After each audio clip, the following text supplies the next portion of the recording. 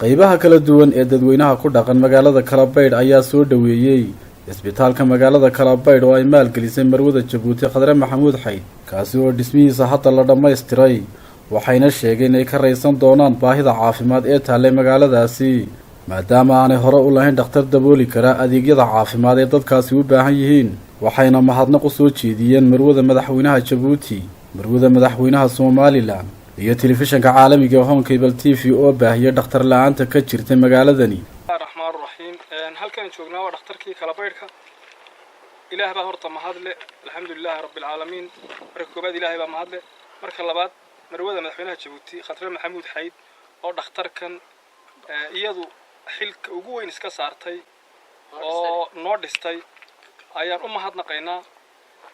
oo aad iyo aad ugu mahadnaqaynaa mar labaadka Marwada Madaxweynaha Jabuuti Somaliland oo iyaduna halkan noo dhagax dhigtay oo ma garanaysaa iyaduna hawsha Khadra u qaabilsanayd ma garanaysaa u mahadnaqaynaa mar saddexaadka Home Cable TV oo baahida caafimaad iyo baahiyaha kale ee bulshada reer Kalabaydh ba gaarsiiya baahiya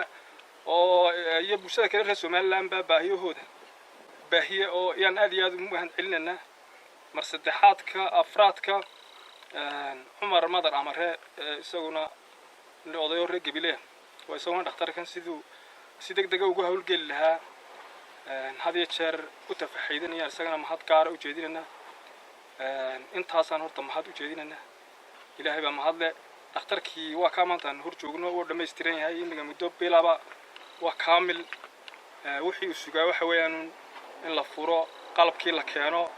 la dhakhaatiirtii la keeno la furo oo hawl galo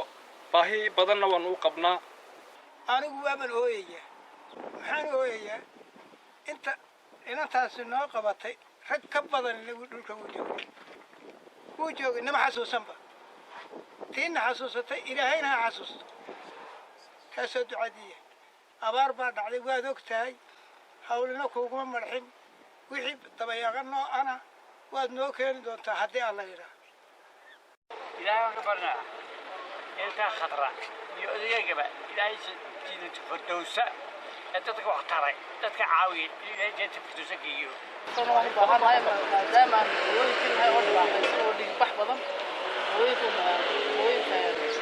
ku yimaadaan abjeer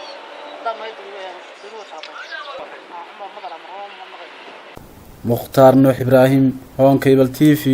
magaalada Kalabaydh